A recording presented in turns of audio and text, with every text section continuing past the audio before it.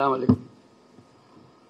আমি শুধু এটুকু বলার জন্য, আমি সারাদিনে যত মিটিং করি, এ পর্যন্ত যত মিটিং করে এসেছি,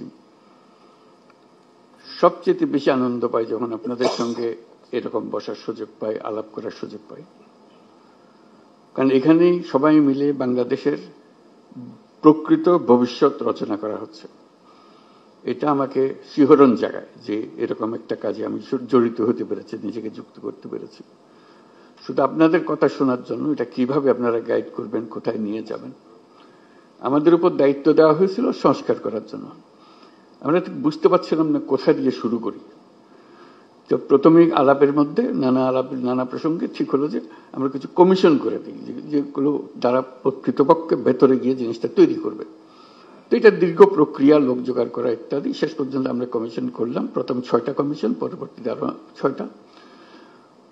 তো তাদেরকে 90 দিন আমরা সময় দিয়েছিলাম দ্রুত গতিতে কাজ করার জন্য। আমরা খুবই আনন্দিত যে তারা করতে পেরেছে। কয়েকটা কমিশন বেশি সময় নিয়েছে, তাতে কোনো অসুবিধা নেই। এখন কমিশনের রিপোর্ট আসলো, এরপরে আমরা যে ঐক্যমত্য গঠন করতে চাচ্ছি সেটা কিভাবে হবে, সেটার থেকে একটা আইডিয়া আসলো যে একটা ঐক্যমত্য কমিশন বলে আলাদা একটা কমিশন করি। তো সেটা যে ফলপ্রসূ হয়েছে, সেটা প্রফেসর আলী রিয়াজ সাহেব যখনই আমার সঙ্গে বৈঠক করেন, আমি অত্যন্ত আনন্দিত হই যেভাবে আপনারা সহযোগিতা করেছেন, আনন্দ সহকারে পার্টিসিপেট করেছেন। এটা কেন জানি আমার মনে হয়েছিল যে এটা হয়তো সবার আগ্রহ হবে না, কবে পাশ কাটিয়ে যাবে বা ভেতরে ঢুকতে চাইবে না। আমি অত্যন্ত আশ্চর্য হয়েছি এবং অত্যন্ত আনন্দিত হয়েছে যে কত গভীরভাবে আপনারা এটাতে গিয়েছেন। এবং শুধু ওনাদের সঙ্গে, কমিশনের সঙ্গে আলাপ করে না, নিজেদের ভেতরে আলাপ করেছেন এবং আন্তরিকভাবে বুঝে আমাদেরকে বলার চেষ্টা করেছেন, আপনাদের সঙ্গে বিতর্ক করেছেন কমিশনের সঙ্গে। এবং প্রতিবারই যখন প্রফেসর আলী রিয়াজ আমার সঙ্গে কথা বলে, উনি খুব উচ্ছ্বসিত হন। এটা আমাকে অত্যন্ত হৃদয়ে টাচ করে আমাকে, যে এরকম আগ্রহ নিয়ে সবাই যদি আমরা বসি, নিশ্চয়ই একটু ভালো কিছু এর মধ্যে থেকে আসবে।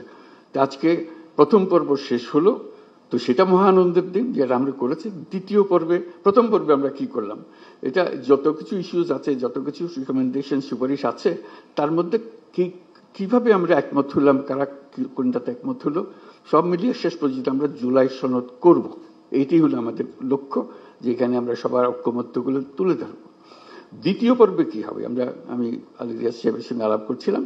দ্বিতীয় পর্ব হলো অনেকগুলো বিষয় আছে, কাছাকাছি এসে গেছি, আরেকটু হলে আমাদের তালিকাতে আরেকটা সুপারিশ যুক্ত হয় ওই ঐক্যমত্যের সুপারিশে। তো এই সুযোগ যেন আমরা হারিয়ে না ফেলি।